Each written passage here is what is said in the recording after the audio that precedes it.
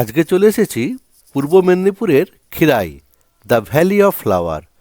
আমি নিজেও দেখব এবং আপনাদেরকেও দেখাবো। Welcome to the explorer Siddhartha. এখন দাঁড়িয়ে রয়েছি তমলুক স্টেশনে। এই ট্রেন ঢুকছে, এখান থেকে এই ট্রেন ধরে আমি চলে যাব পাঁশকুড়ায়। ওখান থেকে মেদিনীপুর বা খড়গপুরগামী ট্রেন ধরে চলে যাব খিরাই। এই এখন ট্রেনে রয়েছি, ট্রেন ছেড়ে দিয়েছে। পাঁশকুড়া পরের স্টপেজে খিরাই, মানে একটা স্টপেজ পরেই আমি নেমে যাব।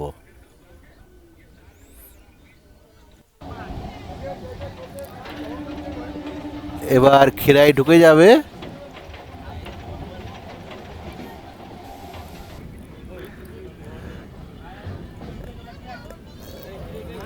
খিরাইয়ের আগে একটি ব্রিজ রয়েছে, সেই ব্রিজের উপর দিয়ে ট্রেন যাচ্ছে। এবার দেখুন আস্তে আস্তে এই ভ্যালি অফ ফ্লাওয়ার যে রয়েছে খিরাই, এই ট্রেন থেকেই দেখা যাচ্ছে। এই দেখুন একটি মেলা বসেছে ওখানে, এখানেই আমরা যাব। এই দেখুন, এই যে দেখুন দূর থেকে দেখা যাচ্ছে। ট্রেন থেকে নামিয়ে আমি ওইখানেই যাব।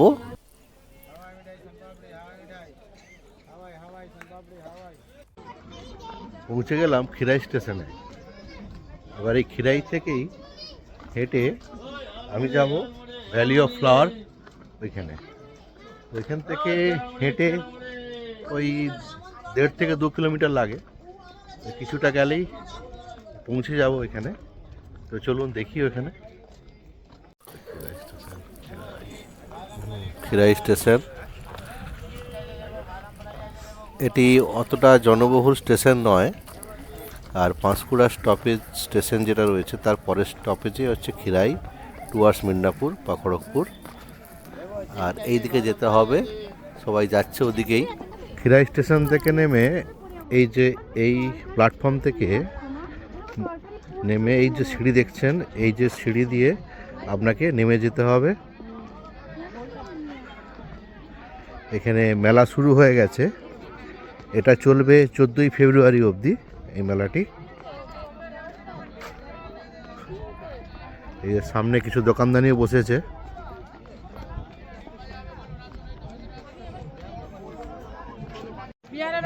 জলের বোতল নিয়ে যান, হেয়ার পিন নিয়ে যান 30 টাকা। 30 টাকা করে হেয়ার পিন নিয়ে যান, 30 টাকা।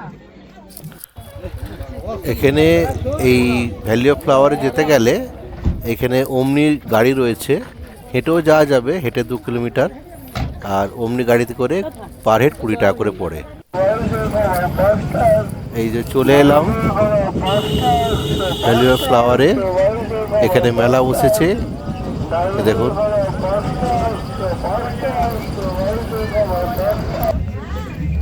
এখানে অনেক খাওয়ার দোকান রয়েছে, বিরিয়ানি ভাতের হোটেলও রয়েছে।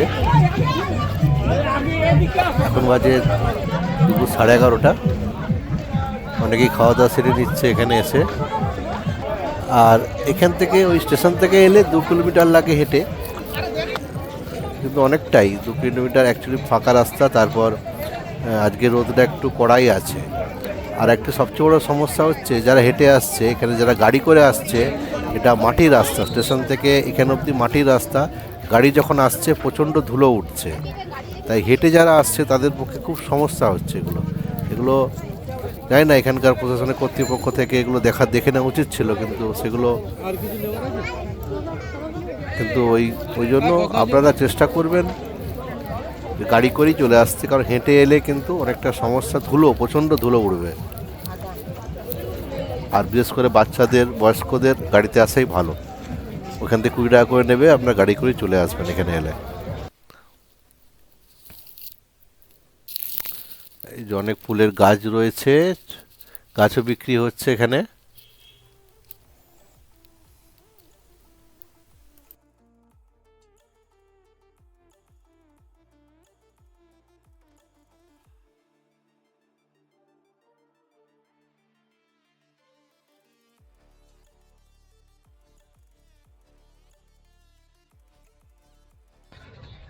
এখন দাঁড়িয়ে রয়েছি ভ্যালি অফ ফ্লাওয়ারে, আর এটি পড়ে খিরাইতে। আর এই খিরাই আসতে গেলে আপনাদের হাওড়া থেকে মেদিনীপুর লোকাল বা খড়গপুর লোকাল ধরে আপনাকে পাঁশকুড়া পেরিয়ে খিরাই স্টেশনে নামতে হবে।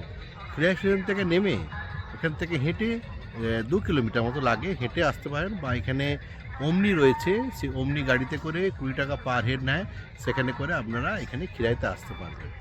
আর এই যে খিরাইতে এখন মেলা চলছে, এটা 14 ফেব্রুয়ারি অবধি এই মেলাটি চলবে।